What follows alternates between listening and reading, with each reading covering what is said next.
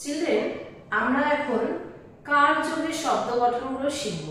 তো কার যোগে শিখতে গেলে সবার প্রথমে অকার যোগে, কিন্তু অকার যে এর কোনো আলাদা কোনো চিহ্ন নেই। আমরা এটা এলকেজিতেই জেনেছি, আমি একবার তাও দেখিয়ে নিচ্ছি। দেখো এখানে অ, এই অকারের কোনো রকম কোনো চিহ্ন নেই, তাই জন্য এখানে ফাঁকা রয়েছে।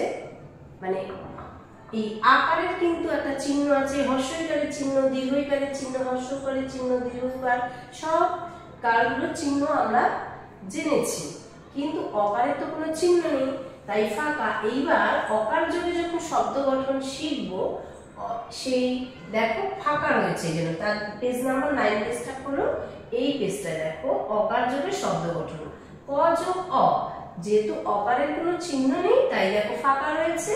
এইবার ক যোগ ফাঁকা, এবার কই তার মানে থাকলো, কোনো তো আলাদা চিহ্ন নেই, তাই কিন্তু এখানে কোনো আলাদা চিহ্ন বসেনি, এই হয়ে গেল। তেমনি দেখো ক যোগ এই অকার মানে ফাঁকা সমান সমান ক, খ যোগ অকার মানে ফাঁকা, কোনো চিহ্ন নেই, তাই খ, গ যোগ ফাঁকা মানে অকার চিহ্ন, কোনো চিহ্ন নেই, তাই ফাঁকা দিয়ে সমান সমান গ। তো তেমনি তাহলে সমস্ত এখানটায় কিন্তু বর্ণগুলো রয়েছে, ঘ, ম, চ, ছ, বর্গ জ, ঝ থেকে অন্তস্থীয় পর্যন্ত সমস্ত বর্ণগুলোর সাথে অকার যোগ করলে কোনো রকম আলাদা চিহ্ন বসে না। আকার মানে দাগ উপরে কোনো কিছু বসবে না, কারণ তার আলাদা চিহ্ন রয়েছে। অকার যোগে কোনো অকারের চিহ্ন নেই, এইটা তোমরা তাহলে একবার দেখে পড়ে নেবে। আর দেখো এখানটায় আমরা একটু চলে আসি, যেমন দেখো জ, উচ্চারণটা কিরকম হয়, জ, জয়ের কি কোনো আলাদা আমরা বলি, যা, জি কিছু বলি না, তাই জ, অ উচ্চারণ দেখেছো, জ, অ, অর্থাৎ অ কোনো আকার রসিকা নেই, এই অকার যেহেতু, তাই দেখো কি হয়েছে, কোনো রকম আলাদা চিহ্ন বসেনি। জ যোগ গ, জ, তাহলে জ যোগ গ আমরা একসাথে কি বললাম, জ।